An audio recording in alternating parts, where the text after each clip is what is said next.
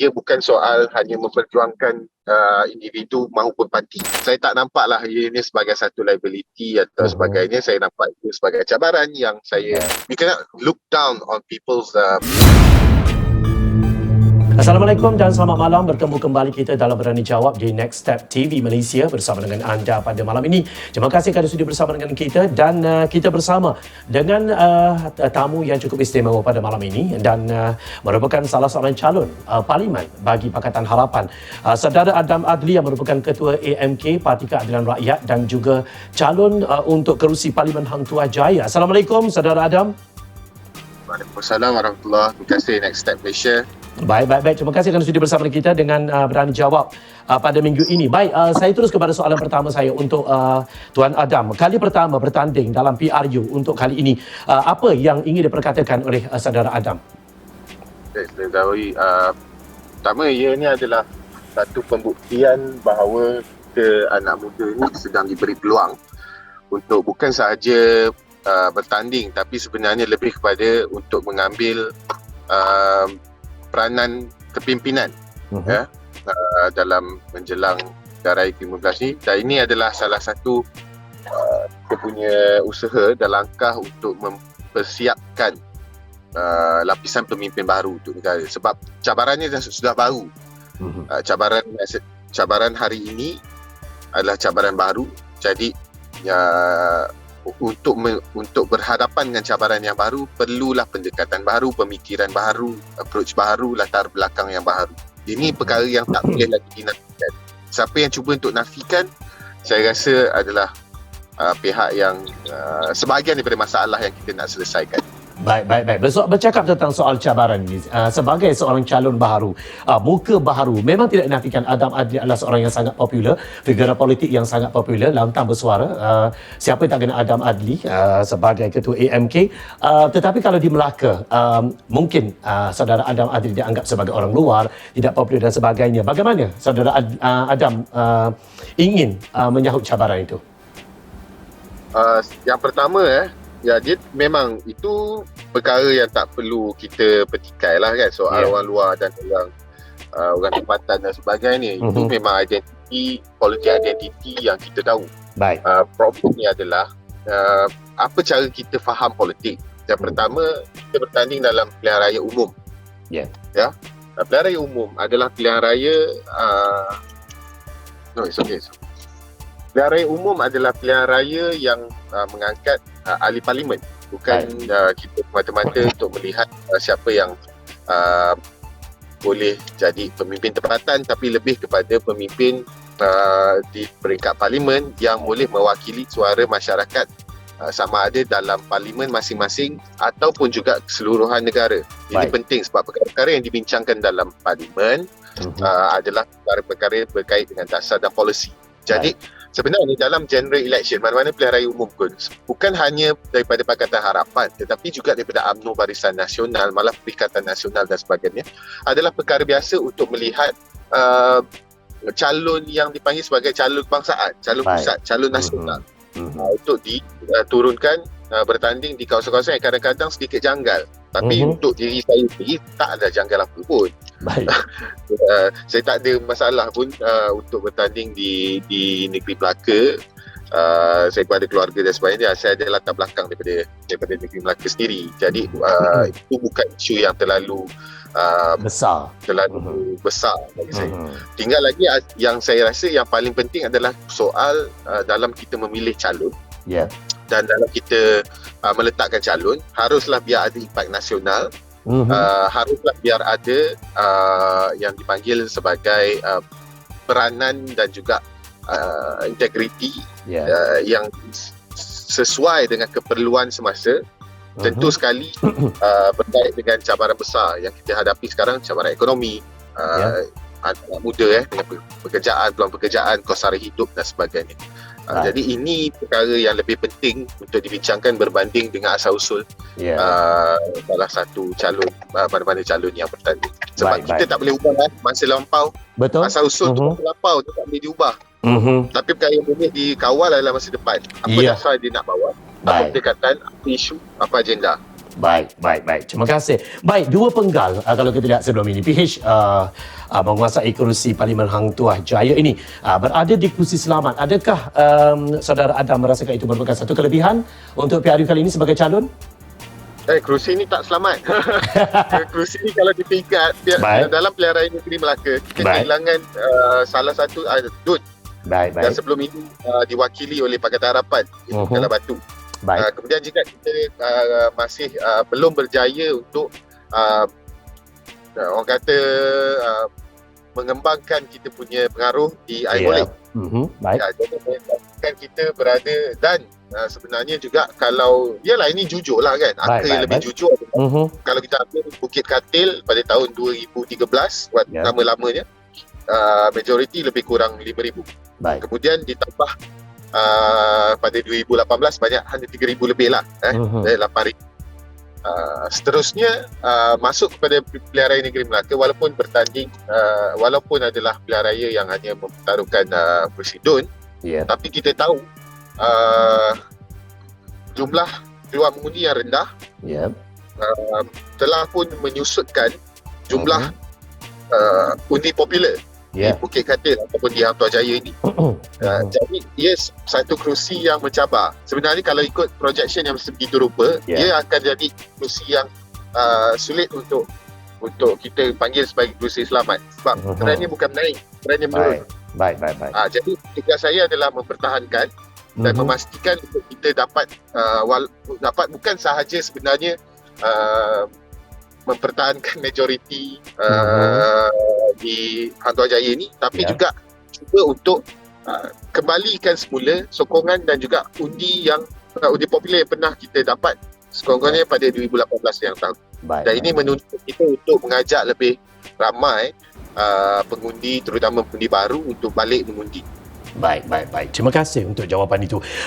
Bercakap tentang kebimbangan tentang kalau sekiranya kurang orang yang kurang mengundi dan sebagainya. Saudara Adam, kalau kita lihat di sana, kita baru saja selesai PRN Melaka, okey.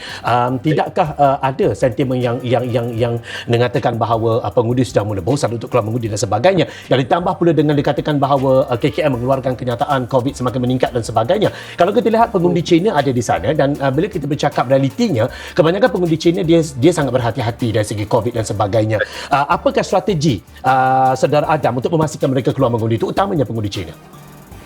Baik, yang pertama Hang Tuah Jaya 60% Melayu. Baik. Pengundi Tionghoa lebih kurang 30%. Baik. Dan kemudian diikuti dengan lain-lain, termasuk pengundi India sebanyak 6-7% dan yang lain-lain, Serani dan sebagainya. Jadi tumpuan bukan hanya kepada pengundi. Ialah, saya faham kalau orang selalu akan lihat Pakatan Harapan akan tumpukan undi bukan Melayu, dan tidak meletakkan expectation yang tinggi, terlalu tinggi dalam kalangan pengundi Melayu. Tapi bagi saya bukan soal kita nak tarik pengundi Cina, pengundi Melayu, pengundi India, tapi sebaliknya adalah bagi saya soalnya adalah mewakili kepentingan dan keperluan semasa. Jadi saya tidak melihat semata-mata kepada demografi kaum, tapi juga saya mahu melihat kepada demografi tangga, orang kata tangga gaji, tangga pendapatan dan sebagainya. Itu lebih penting. Kenapa kita tak pernah periksa apa demografi ekonomi masyarakat tempatan. Jadi apa dasar yang kita bawa itu sebenarnya bukan melibatkan semata-mata kepada kepentingan kaum, tapi juga melihat kepada kepentingan ekonomi. Sebab yang nak diselamatkan, yang nak diurus adalah ekonomi. Jadi saya perlu memastikan yang dipanggil sebagai golongan pertengahan dan juga golongan kebanyakan ini faham bahawa inilah antara wakil yang menjadi suara mereka, yang menjaga, yang ingin memperjuangkan, ingin bekerja untuk memperjuangkan kepentingan mereka. Kita bukan bercakap soal mempertahankan hanya beberapa persen kecil golongan yang lebih berkemampuan tinggi. Kita bercakap soal orang yang berhadapan dengan economic struggle, soal kos sara hidup, soal simpanan masa depan soal pendidikan anak-anaknya, soal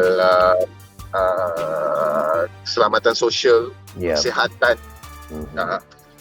Dan bagi saya begitu. Tapi soal nak menjawab juga soalan, saya mungkin kena jumpa lah.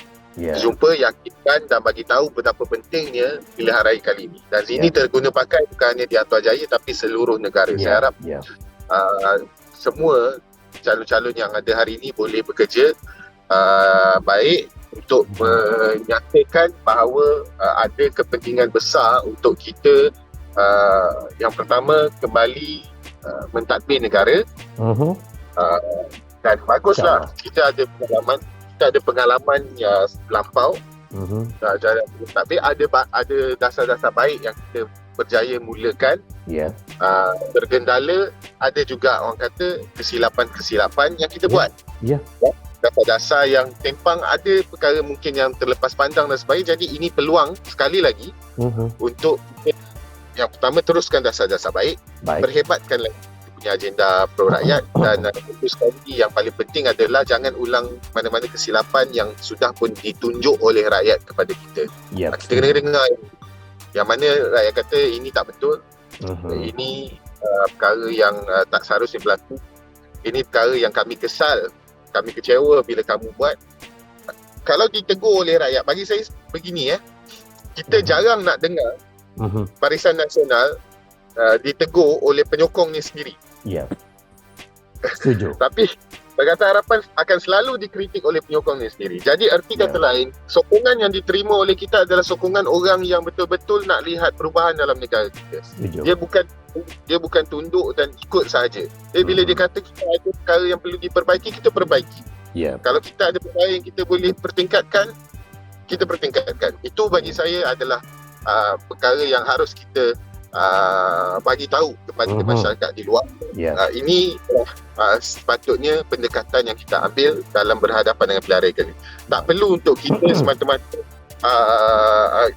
tak cukup dengan kalau kita ni semata-mata menunjukkan apa masalah yang dibawa oleh pihak lawan.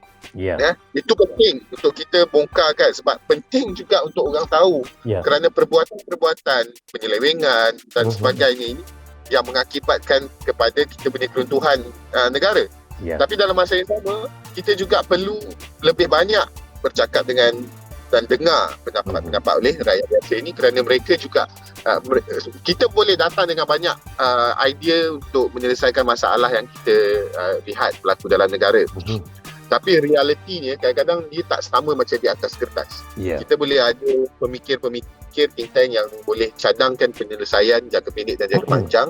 Tapi kadang-kadang rakyat pun dia penyelesaian yang lebih dekat dengan mereka, yang mana mereka rasakan lebih sesuai. Baik. Itu bagi saya. Baik.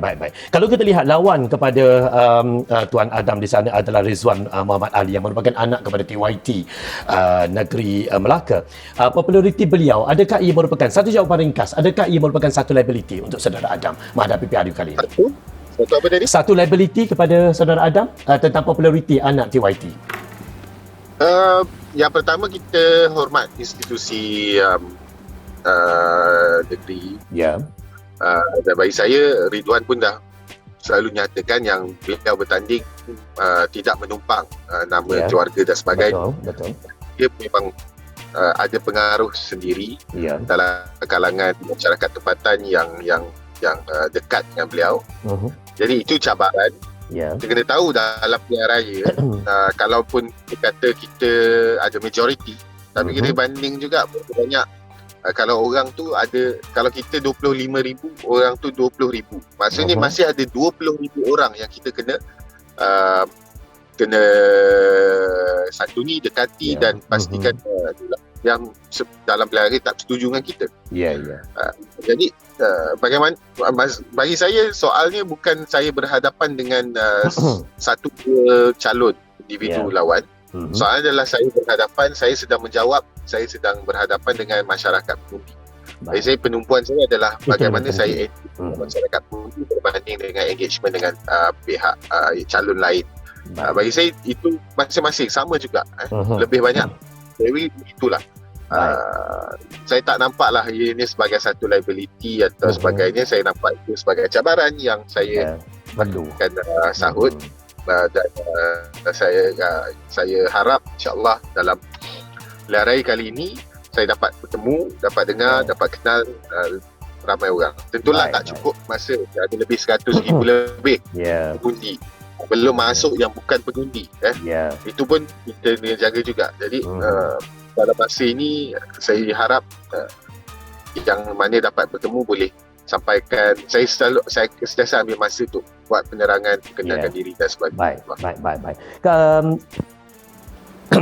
Saudara Adam, saya baru pulang dari Melaka, beberapa hari lalu. Kemarin saya pulang dari Melaka. Ketika saya melalui bulatan MITC, saya nampak lihat poster, banner Saudara Adam Adli di situ. Kalau kita lihat di situ, dia berlatar belakangkan warna biru yang dilihat lebih kepada PKR. Okey, soalan saya di sini, kalau kita lihat, kalau diperhatikan, di bawah itu hanya ditulis Pakatan Harapan. Dia tidak tulis harapan, logo harapan yang untuk mengundi tu. Jadi, tidakkah Saudara Adam merasakan ia akan mengelirukan pengundi di kertas undi atau bagaimana? Kesepakatan itu dilihat tidak searah dan sebagainya sebagaimana tempat lain atau bagaimana, Saudara Adam? Saya tengah usahakan untuk kita boleh keluarkan juga beberapa kain rentang, banner biasa-biasa. Mungkin ada yang saya baru dapat billboard terpakai yang pernah digunakan waktu PRN, jadi dia jimat sikit. Itu pun kita akan buat. Message yang kita sampaikan adalah soalnya kita tak rayu undi ni, dia tak boleh hard press lah kadang-kadang. Itu banner yang disediakan yalah, kita kan you cannot look down on people's ability to meet the situation. Saya rasa orang biasa dengan pilihan raya, pengundi-pengundi baru pula adalah orang-orang muda yang celik maklumat, celik ID. Jadi saya rasa masyarakat Malaysia ni dah 14 kali pilihan raya. Dan yang akan mengundi kali pertama pun dah biasa tengok pilihan raya. Dia tahu apa dia nak buat. Saya taklah nampak sebagai isu yang terlalu besar. Tapi of course kita akan keluarkan juga tanda kita meraihkan tradisi.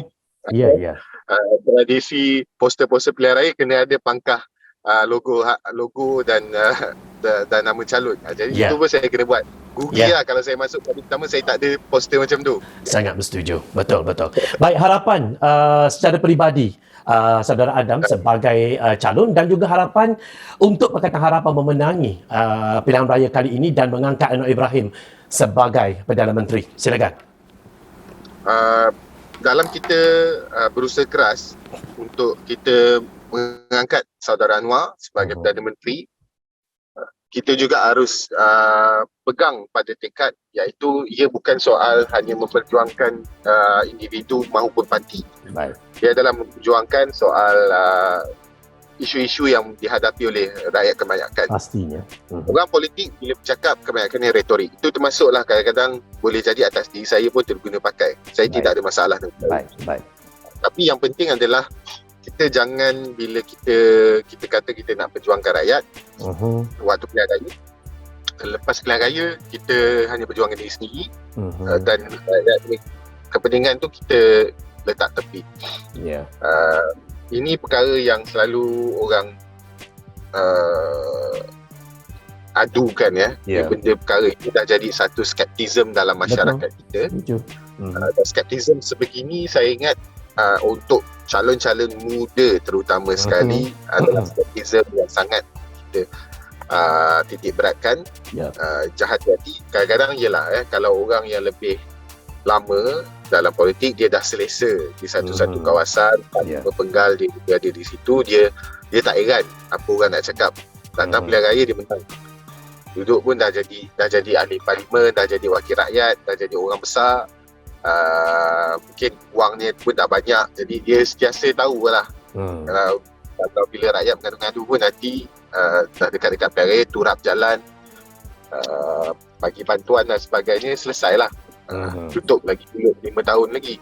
Tapi yang muda-muda ni saya harap seganlah nak buat perangai macam itu. Tak perlulah kita nak kalau hatta sekecil-kecil aduan pun dengar. Walaupun kalau rasa tak boleh nak selesaikan, pergi minta maaf dan cari orang yang boleh selesaikan. Bukan semua benda kita boleh selesaikan. Tentulah ya, itu realiti. Di parlimen ni kadang-kadang kalau jadi pembangkang lagi lah kan. banyak sangat dia boleh buat. Itu punca juga ni kadang-kadang dan juga calon-calon muda berhati-hati. Dalam tempoh belakangan ini akan ramai lah yang datang nak melobi dan sebagainya. Itu pasti. Pandai-pandai lah. Tolong jaga integriti. Rugilah kita ni menaikkan nama orang muda sebagai calon, menaikkan nama orang-orang yang bijak pandai sebagai calon. Kita yalah. Of course, ini waktu yang mencabar. Dalam keadaan gini ramailah orang yang akan minta bantuan, minta itu, minta ini, bukan sahaja masyarakat tapi juga orang-orang yang bantu kita pun kita mesti rasa nak bantu balik dan sebagainya. Carilah sumber yang baik, pastikan jangan terperangkap. Ada ramai orang di luar sana yang nak bantu kita sebenarnya. InsyaAllah. Jangan risau. Jangan bila terdesak tanya orang. Tanya orang yang lebih tahu siapa yang mampu bantu kita. Itu lebih baik. Kita senyap-senyap, tak apalah, nanti aku cari orang ni, kontraktor ni semua janji projek dan sebagainya. Jangan ada buat perangan macam tu. Baik, terima kasih. Pemimpin muda yang berintegriti seperti Tuan Adam Adli adalah sangat-sangat diharapkan. Saya belum teruji, kita tak tahu. InsyaAllah kita harapkan Tuan Adli akan istiqamah dengan integriti itu, berpegang pada prinsip itu insyaAllah untuk rakyat. Terima kasih Saudara Adam Adli untuk bersama kita walaupun on the go, tetap memberikan komitmen kepada kami seperti yang dijanjikan. Terima kasih banyak. Kami di Next Step doakan semoga selamat maju jaya untuk Saudara Adam Adli dan tim, dan juga kami mendoakan semoga kejayaan milik Pakatan Harapan insya-Allah untuk PRU kali ini, untuk kita merubah negara Malaysia menjadi negara yang lebih bersih, untuk sama-sama kita menentang korupsi, kleptokrasi dan sebagainya. Itu perjuangan daripada asal dan kita mengharapkan ia menjadi kenyataan insya-Allah. Terima kasih Tuan Adam Adli. Ada rezeki kita bertemu lagi. Selamat maju jaya untuk PRU ke-15 ini. Assalamualaikum. Selamat malam. Jumpa lagi.